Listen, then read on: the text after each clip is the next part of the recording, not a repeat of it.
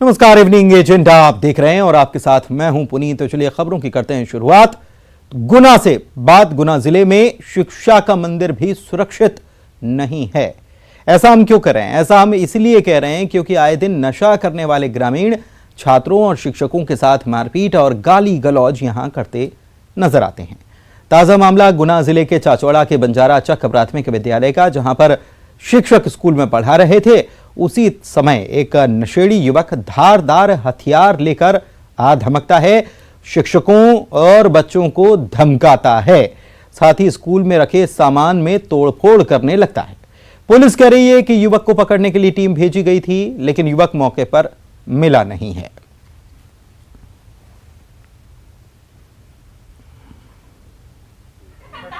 ये मामला जो आपने बताया ये मेरी जानकारी में आ गया है और इस पर हम अभी जांच कर रहे हैं और जांच के उपरांत जो भी परिस्थिति होगी उसके हिसाब से आगे की कार्रवाई की जाएगी। हाँ, सभी पहलुओं पर इसमें जांच की जाएगी और जो भी वैधानिक कार्रवाई इसके अंदर पॉसिबल है वो की जाएगी। वैधानिक कार्रवाई की जाएगी, जांच चल रही है, जांच उपरांत कार्रवाई की जाएगी। आपने ये सुन लिया, लेकिन आप इन तस्वीरों को जरा देखिए। क्या केवल जितने सामान्य तरीके से ये बयान दिया गया है इस पूरे मामले को लेकर, क्या इसमें संजीदा होने की जरूरत नहीं है? आप इस तस्वीर को देखिए कि किस तरीके से ये खौफ और दहशत फैलाने की कोशिश ये शख्स करता हुआ नजर आ रहा है। और यहाँ पढ़ने वाले, स्कूल में पढ़ने वाले बच्चे हों या जो मास्टर साहब जो पढ़ा रहे थे, उनके भीतर क्या स्थिति उस वक्त बन गई होगी जब ये धारदार हथियार लेकर पहुंचता है और वहां तोड़फोड़ करने लगता है, बच्चों को धमकाता है, शिक्षक को धमकाता है। एक तरफ सर्व शिक्षा अभियान और तमाम अभियान बच्चों को पढ़ाने के लिए कि हर बच्चा स्कूल जाए, लेकिन ये दहशत फैलाकर क्या बच्चों में स्कूल पहुंचने में, स्कूल आने में क्या डर पैदा नहीं कर रहा है?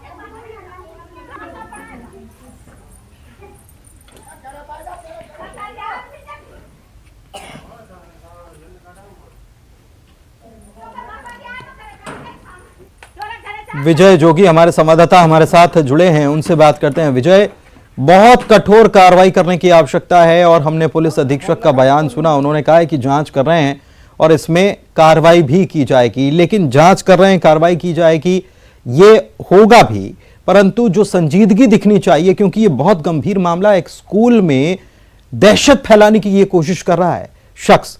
बच्चों में कितना डर पैदा हो गया होगा, शिक्षक में कितना भय हो गया होगा, यह तस्वीर से अंदाजा लगाया जा सकता है। जो नशे में उत्पात मचा रहा है, इसको तो तुरंत पकड़ने की जरूरत थी। हम पकड़ने गए थे, वो मिला नहीं। क्या बात इतनी सी हो सकती है क्या?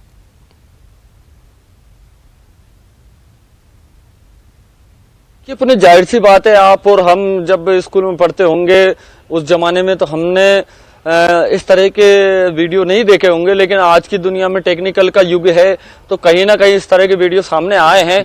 और ये व्यक्ति जो है बंजारा चक गांव का बताया जा रहा है, चाचौड़ा क्षेत्र का, जो आए दिन करीबन ये बताया जा रहा है। जो जिस शिक्षक से हमारी बात हुई है उन्होंने साफ कहा है कि 2 से 3 दिन के अंदर ये व्यक्ति प्रतिदिन आता था और यहाँ पर उत्पात मचाता था और शिक्षकों से अभद्रता करता था।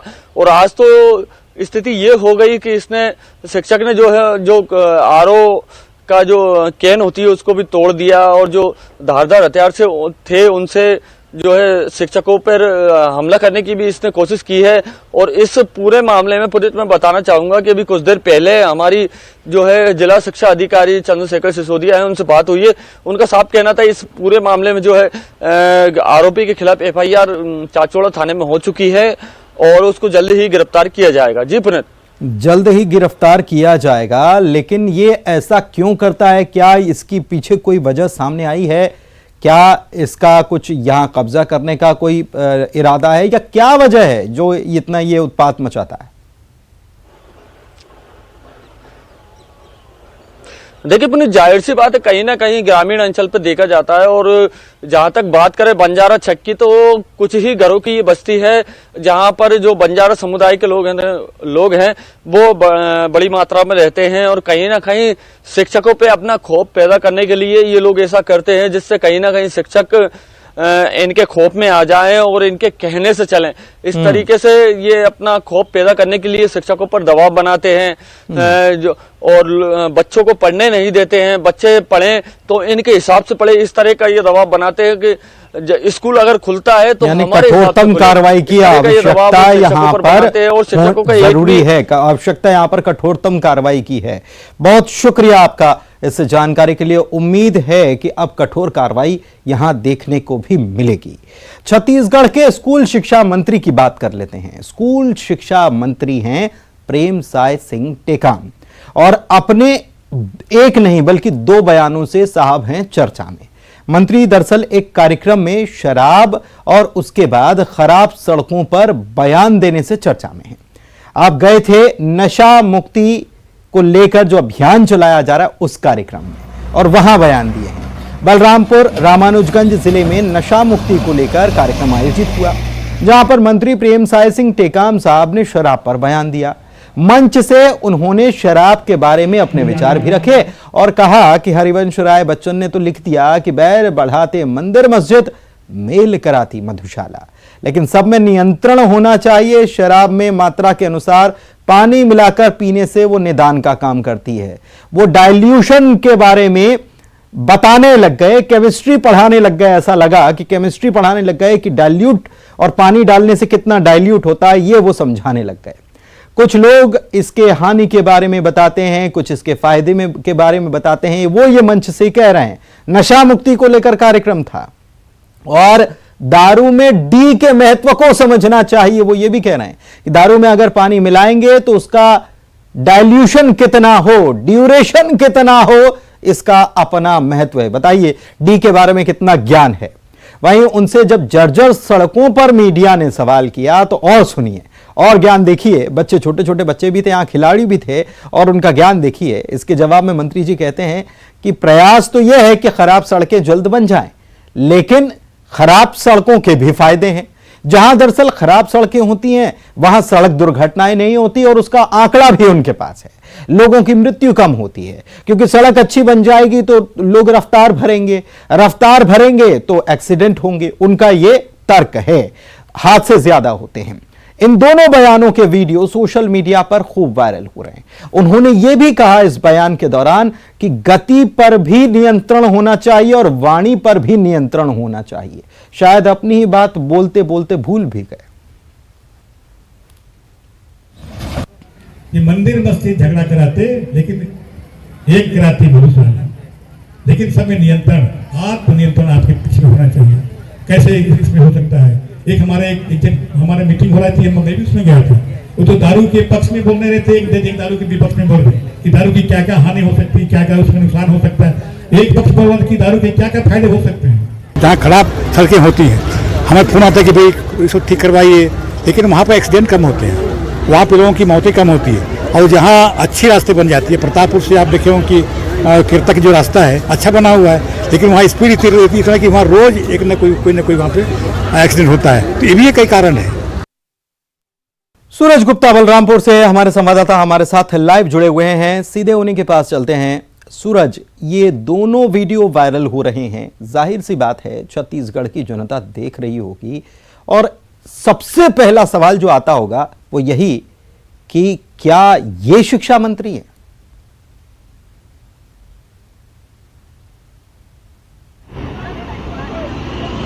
जी, मैं बता दूं पुनीत आपको कि शिक्षा मंत्री जो प्रेमसाय सिंह टेकाम है और छत्तीसगढ़ के बलरामपुर जिले के वाड़कनगर में नशा मुक्ति कार्यक्रम में शिरकत करने गए थे। मुख्य अतिथि बतौर वहां पे शामिल हुए थे, जहां उन्होंने दारू पर जो अपना बयान दिया, जिस तरीके से उन्होंने दारू पीने के फायदे बताए, दारू किस तरीके से पीना चाहिए उसके बारे में उन्होंने बताया। उसे वहाँ पर सुनने वाले लोगों ने तो हंसी उड़ाई। जिस तरीके से सोशल मीडिया पे वायरल हो रहा है, यहाँ पे भी जमकर उनकी किरकिरी हो रही है। बाकी सड़कों की बात करें तो बलरामपुर छत्तीसगढ़ की सड़कें कई जगह पे ऐसी जर्जर हालत हो गई है जहाँ चलना मुश्किल हो गया। वाहन चलाना तो दूर की बात है, वहाँ पे चलने के लिए लोग भी सोचते हैं। उन सड़कों पर जब पत्रकारों ने उनसे सवाल पूछा तो उन्होंने सड़कों पर भी बयान देते हुए अपने आप को यह बताया कि जहाँ खराब सड़कें हैं वहाँ हादसे कम होते हैं और जहाँ अच्छी सड़कें होती हैं वहाँ हादसे ज़्यादा होते हैं। इन दोनों वीडियो सोशल मीडिया पर जमकर वायरल हो रही है। इन दोनों वीडियो के वायरल होने के बाद क्षेत्र में तमाम तरीके की चर्चाएं भी शुरू हो गई हैं कि एक शिक्षा मंत्री का जो बयान है, ये बयान आखिर कितना हद तक सही संजय है। श्रीवास्तव जी बीजेपी की तरफ से इस वक्त हमारे साथ जुड़े हुए हैं। संजय जी, कैसे देखते हैं इस बयान को? स्कूल शिक्षा मंत्री प्रेमसाय सिंह टेकाम शराब को लेकर कह रहे हैं कि इसमें डी का बड़ा महत्व है, डाइल्यूशन, ड्यूरेशन सब वो बताने लग गए, और ये नशा मुक्ति को लेकर जो अभियान चलाया जा रहा है उसमें उस कार्यक्रम में शिरकत कर रहे थे। देखिए, मुझे ऐसा लगता है कि छात्रों के बीच में और शाला में यदि इस तरह का बयान कोई व्यक्ति दे रहा है तो विशुद्ध रूप से शराब के नशे में दिया हुआ बयान लग रहा है। आज इस प्रदेश के अंदर में यदि शिक्षा मंत्री यदि हम लखमा जी की बात करें, इस तरह के बयान यदि छात्रों के बीच में आए और आप शराब बंदी करने वाले जो वादे हैं उसको भुला के आप शराब के फायदे गिना रहे हैं, तो मुझे लगता है कि अपने आप में एक निकृष्टता है और अपने आप में इससे निम्नतम व्यवहार नहीं हो सकता कि आप छात्रों के बीच में आखिर क्या कह रहे हैं। मुझे लगता है कि पूरी सरकार जो है वो शराब के नशे में धुत है और शराब की बिक्री किस तरीके से बढ़े इसको प्रमोट करने के चक्कर में ही अपने कामों को ही भूल गए हैं कि वास्तव में इनकी नैतिक दायित्व क्या है और लोगों के बीच में जाकर किस तरीके का व्यवहार करना चाहिए। विशुद्ध रूप से प्रेमसाय सिंह जी जो मैं जानता हूं उनको इस तरह के व्यक्ति नहीं है, लेकिन ये आखिर हो क्या रहा है? और कहा जाता है ना कि नशे में आदमी कुछ का कुछ बोल देता है, अच्छा आदमी भी कुछ गलत काम कर देता है। लगता है लगभग वही स्थिति हो गई है और इसका पूरा प्रभाव, जबरदस्त प्रभाव पूरा छत्तीसगढ़ की सरकार के अंदर में शराब का दिखाई दे रहा है। हर गली मोहल्ले से लेके जो हमारे आरोप प्रत्यारोप लगते थे वो तो थे ही, लेकिन अब सरकार के नुमाइंदे जाकर शराब का प्रचार कर रहे हैं। इनको ब्रांड एम्बेसडर बना देना चाहिए छत्तीसगढ़ की सरकार का, कि जाए पूरे देश के अंदर में। घनश्याम राजू तिवारी जी भी जुड़े हुए हैं। घनश्याम जी, शराब को आप एक तरफ शराबबंदी की बात करते हैं, दूसरी तरफ नशा मुक्ति अभियान में मंत्री जी बता रहे हैं कि शराब पीने के फायदे क्या हैं, शराब में डाइल्यूशन कितना होना चाहिए, ड्यूरेशन कितना होना चाहिए। खराब सड़कों पर कहते हैं कि गड्ढे हैं तो ठीक है ना, क्योंकि उससे दुर्घटनाएं कम होती है, तो क्या पूरे प्रदेश में क्या गड्ढे करवा देंगे? दूसरा कि जब वो कह रहे थे कि रफ्तार पर नियंत्रण होना चाहिए, साथ ही में कहे कि वाणी पर होना चाहिए, लेकिन उनकी वाणी पर तो है नहीं। देखिए पुनीत जी, मैं इन बयानों को तो सुन पाया नहीं हूं, मुझे आपके फोनों पर जोड़ा गया है। मैं आपको सुनवा देता हूं। नहीं, आप अगर ये है तो सबसे पहले तो मैं आपको सुनवा देता हूं, सुनवा दीजिए जरा जब बयान। ये मंदिर मस्जिद झगड़ा कराते, लेकिन एक कराते बहुत सारा, लेकिन सब में नियंत्रण, आत्मनियंत्रण आपके पीछे होना चाहिए। कैसे इसमें हो सकता है? एक हमारे मीटिंग हो रही थी, मैं भी उसमें गया था, वो तो दारू के पक्ष में बोलने रहते, एक दारू के विपक्ष में बोल रहे कि दारू की क्या क्या हानि हो सकती है, क्या क्या उसमें नुकसान हो सकता है। एक पक्ष बोल रहा कि दारू के क्या क्या फायदे हो सकते हैं। जहाँ खराब सड़कें होती हैं हमें फोन आता है कि भाई उसको ठीक करवाइए, लेकिन वहाँ पर एक्सीडेंट कम होते हैं, वहाँ पर लोगों की मौतें कम होती है। और जहाँ अच्छी रास्ते बन जाती है, प्रतापपुर से आप देखे हो कि कीर्तक जो रास्ता है अच्छा बना हुआ है, लेकिन वहाँ स्पीड इतनी है कि वहाँ रोज एक न कोई वहाँ पे एक्सीडेंट होता है। तो ये भी कई कारण है। ठीक है घनश्याम जी, सुन लिया आपने बयान जी। जहाँ तक मैं बयान को सुन पा रहा हूँ, स्पष्ट रूप से वो बातें नहीं आई हैं जो डी का जो आपने प्रोनाउंसिएशन बताया, वो तो एडिट में चली गई है, लेकिन मैं आपको बता दूं कि ये उन्होंने कहा है, इतना भरोसा आप मुझ पर कर सकते हैं। पुनीत जी, मैं एक बात कह सकता हूँ, मंत्री जी बड़े जिम्मेदार विभाग के मंत्री हैं और प्रतिष्ठित वरिष्ठ नेता हैं। उन्होंने किन परिप्रेक्ष्य में उन बातों को कहा होगा, मैं उस पर बहुत ज्यादा टिप्पणी नहीं करूंगा, परंतु व्यवहारिक तौर पर एक बात बहुत स्पष्ट है कि प्रदेश में जिस प्रकार से सरकार अपने वायदे के अनुसार लगातार शराब की दुकानें बंद कर रही है या फिर जो भी पाबंदियां हो सके उस पर विचार कर रही है। आज इस प्रदेश की स्थिति ऐसी है कि 15 साल जिन लोगों ने प्रदेश को शराबगढ़ बना के रखा, वो आज शराब के विषय पर बयानबाजी कर रहे हैं। हमें विरासत की समस्या है, हमें दूर करने में समय जरूर लगेगा। मैंने तो आपसे प्रतिक्रिया मंत्री जी के बयान पर लेने के लिए बोला था, आप कहां से कहां गाड़ी घुमा रहे हैं। खैर ठीक है, सड़कों में गड्ढे भी हो रहे हैं और वो कह रहे हैं कि इससे बहुत फायदे हैं, ये तो आपने सुना। चलिए ठीक है, आप तो प्रवक्ता हैं, आपका काम भी है उनको डिफेंड करना, लेकिन कब तक करिएगा? ये जनता सब देख रही है, जनता को के पास सारी चीजें पहुंचे। बहुत शुक्रिया आपका हमारे साथ जुड़ने के लिए। भगवान राम के नाम का राजनीति का फायदा आमतौर पर बीजेपी को मिलता रहा है। बीजेपी अक्सर कांग्रेस को राम के नाम पर घेरती भी है, लेकिन इस बार मध्य प्रदेश में उल्टी हवा है। राम के नाम पर बीजेपी ने कांग्रेस को नहीं, बल्कि कांग्रेस ने बीजेपी को घेर लिया है। दरअसल मामला सतना के सिद्धा पहाड़ का है, जहां पर खनन की मंजूरी देने की तैयारी सरकार कर रही है। लेकिन सिद्धा पहाड़ से प्रभु श्री राम की यादें जुड़ी हुई हैं। माना जाता है कि भगवान राम ने राक्षसों के संहार का प्रण यही लिया था, और इसलिए लिया था क्योंकि सिद्धा पहाड़ उन ऋषि मुनियों की अस्थियों का पहाड़ बताया जाता है जिनको राक्षस जिनका वध कर दिया करते थे। तो ऐसे में अब कांग्रेस को बैठे बैठाए मुद्दा मिला है। कांग्रेस ने न सिर्फ बीजेपी पर धार्मिक भावनाओं से खिलवाड़ के आरोप लगाए, बल्कि सड़क से सदन तक लड़ाई का ऐलान किया है। गृह मंत्री कह रहे हैं कि किसी की धार्मिक भावना से खिलवाड़ नहीं किया जा रहा। ये सब झूठे राम भक्त हैं। मेरा अनुरोध है कि मुख्यमंत्री जी को तत्काल संज्ञान में लेते हुए चित्रकूट परिधि का जितना भी 84 कोस है, सुतीक्षण, सरभंग, धारकुंडी आश्रम के आसपास का एरिया, वो सभी खनन मुक्त करें और सारी जो भी लीज है, जो भी वो है, उनको निरस्त करते हुए इस पूरे एरिया को भगवान राम के नाम। देखिए, ये कांग्रेस की आपत्ति नहीं है, भ्रम पैदा करने की उनकी बात है। शिव के तो वैसे भी आराध्य राम होते हैं, सिद्धा पहाड़ कैसे?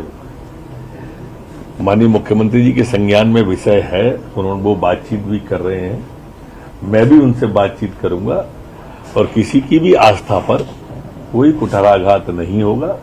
इस बात की पूरी चिंता की जाएगी। पूरी चिंता की जाएगी, ये कह रहे हैं गृह मंत्री अनुराग हमारे साथ जुड़े हुए हैं। अनुराग, क्या वाकई में पूरी चिंता हो रही है? अगर हो रही होती तो क्या अनुमति देने की तैयारी होती यहां पर खनन की? बिल्कुल पुनीत, देखिए कई तरह के सवाल अभी इस पूरे मामले को लेकर खड़े हुए हैं। हालांकि सरकार ने अभी तक इस पूरी प्रक्रिया को रोका नहीं है, लेकिन प्रदेश के गृह मंत्री नरोत्तम मिश्रा इस बात का दावा जरूर कर रहे हैं कि जिस तरीके से पूरे मामले को लेकर विवाद उठा है, उसके बाद पूरा मामला मुख्यमंत्री के संज्ञान में भी आया और वो इस पर जरूर कोई एक्शन भी लेंगे। साथ ही गृह मंत्री इस बात का भी भरोसा दिला रहे हैं कि किसी की भी धार्मिक भावनाओं को ठेस नहीं पहुंचने दिया जाएगा। यानी कि सरकार अब इस पूरे मामले को लेकर एक तरीके से हम कहें तो बैकफुट पर जाती हुई जरूर नजर आ रही है। कांग्रेस ने इसको जिस तरीके से मुद्दा बनाना शुरू किया और स्थानीय स्तर पर जिस तरीके का माहौल बनाया जा रहा है, उसके बाद अब ये लगता है कि सरकार इस फैसले से कदम पीछे खींच ले। लेकिन इस पूरे मामले ने राजनीतिक रूप एक तरीके से जरूर ले लिया है, क्योंकि कांग्रेस अब इस पूरे मामले को लेकर सरकार पर हमलावर नजर आ रही है। शुक्रिया आपका अनुराग। छत्तीसगढ़ में एक हड़ताल अभी खत्म नहीं हुई कि दूसरी शुरू भी हो गई। सरकार की यह मुसीबत खत्म होने का नाम नहीं ले रही। कर्मचारी अधिकारी फेडरेशन की हड़ताल से सूबे में पहले से ही सरकारी कामकाज ठप पड़ा है। अब अनियमित कर्मचारियों ने आंदोलन का बिगुल फूंक दिया है। राज्य के अनियमित कर्मचारी स्ट्राइक पर चले गए हैं। इनकी मांग है इनको नियमित किया जाए। इन्होंने सरकार से कह दिया है कि मांगे पूरी होने तक ये भी हड़ताल पर रहेंगे। सरकार नियमित कर्मचारियों के साथ बातचीत कर हड़ताल खत्म करने की कोशिश में थी, लेकिन दूसरी तरफ अनियमित कर्मचारियों की हड़ताल से सरकार का सिरदर्द और हो गया है। अभिषेक शुक्ल डिप्टी एडिटर हमारे साथ जुड़े हुए हैं। अभिषेक जी, ये सरकार के लिए मुश्किलों भरा वक्त साबित हो रहा है। हड़ताल एक खत्म नहीं हुई, दूसरी शुरू हो गई। बिल्कुल, बहुत मुश्किल भरा वक्त है और सबसे बड़ी दिक्कत सरकार की पुनीत ये है कि आम लोगों को दिक्कतें होनी शुरू हो गई हैं और आम लोग इसके लिए कहीं न कहीं सरकार को जिम्मेदार ठहराते हैं। और सरकार बार बार अपील कर रही है, मुख्यमंत्री ने खुद अपील की कर्मचारियों से कि आपकी बातें सुनी जाएंगी, लेकिन पहले आप लोग हड़ताल को खत्म कीजिए, उसके बाद बातचीत यहाँ पर करेंगे।